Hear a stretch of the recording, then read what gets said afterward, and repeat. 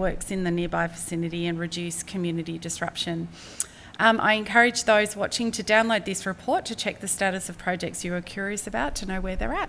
Thank you. Thank you, Councillor Adams. Councillor Hodgson. Again, not much to add after that excellent summary. Thanks, Councillor Adams. I will just note that, we have a confidential attachment to which outlines projects that have delivery impeded by outside control factors. So there is that, those factors that I think are affecting everyone that's trying to build something at the moment. But as Councillor Adams has outlined there are a lot of ways that even when factors are outside of our control, like supplies being unavailable, council officers are working really hard to try and find workarounds. And I'm really pleased with the sort of creative thinking that's come to us as a councillor group for endorsement in this report, including the changing of the scope of the civil works on Fletcher Street program to include and bundle some of that work that is going to be needed in the near future. So I think we're responding really well to those market challenges, and I just wanted to thank the officers for their efforts on that. Thanks. Thank you, Councillor Hodgson. Would any other councillor like to speak? Councillor Bedio. Thanks, Mayor. Look, I just wanted to make a point that capital works delivery is something that's being impacted across the sector. A report that we've received from the MAV recently indicated that many councils are suffering in their ability to deliver a high percentage of capital works, and I think this is going to be an issue we see well into the future, unfortunately. With projects going on, for instance, the state government's big build, a lot of those big projects are driving up construction costs, and unfortunately that's going to lean on pressures for us when it comes to budget time. I think unfortunately as a council we're going to have to look into the long term about what we can deliver feasibly. We're going to potentially have to open up our long-term capital works strategy and have a rethink based on the current impacts of inflation, but also the current factors that are in the market at the moment. So I do want to thank the officers for their hard work.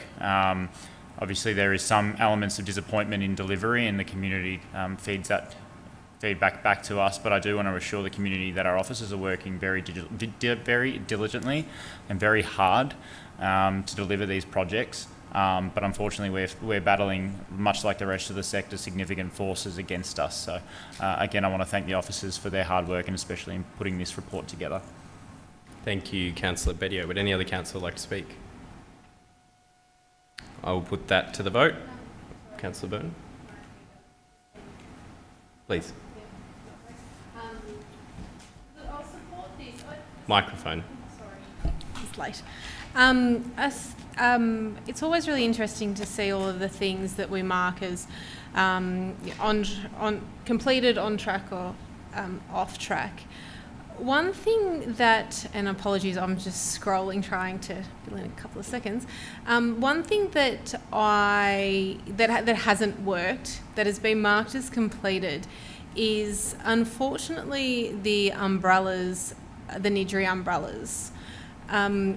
Here it is in the report on page. Apologies, Mayor. On page 11. Now, the Nidri umbrellas was something that was really exciting. I think that there was so much consultation that went into it. All the ward councils were all around it. When I was Deputy Mayor, you came out and had many meetings in regards to it. The traders were really wanting something to go really well down along Keilor Road. The total 2022-23 budget, including the carry forwards, was $235,000. The year-to-date expenditure to December 2022 was $164,000. It says that the delivery progress is 100% and that it's complete. However, I can guarantee you that none of the traders along there have the sides that were meant to be pulled down from the umbrellas into the grounds, which was what was promised to them, and what was supposed to occur, which basically makes it a bit weatherproof. So I'm not really sure what's happened. Initially, they said there was a problem with it being put into the ground. And the other issue that we've had was that with the white picket fences that go around the umbrellas, they're falling over. There's one that fell onto the the street. A lot of them are really skewed and they look quite tacky now, unfortunately. I think the intention behind them was fantastic, but unfortunately it just hasn't worked. Now we're going to have this issue, and they haven't been in for very long either.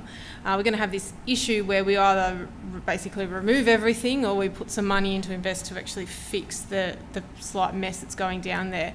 I'm assuming this will come up in budget discussions. I have logged this through and we are awaiting some further information as these issues have only just come to light. But these traders have been through a lot over the years, and I think they were really looking forward to something really special on Keilor Road, and for this to happen to some of our really big small businesses.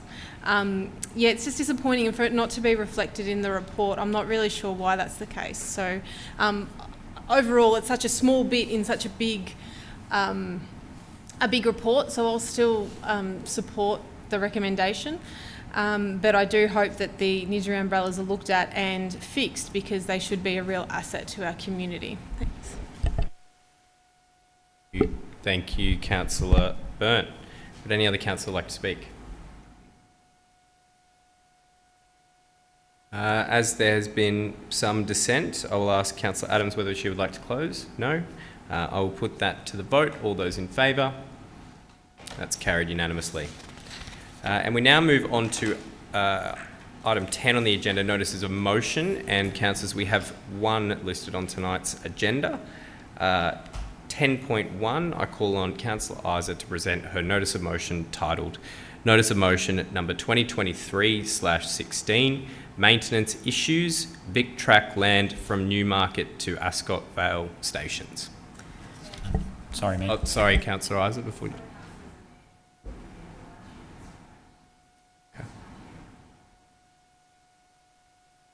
Are we required to adjourn the meeting? Governance, if there isn't a live stream?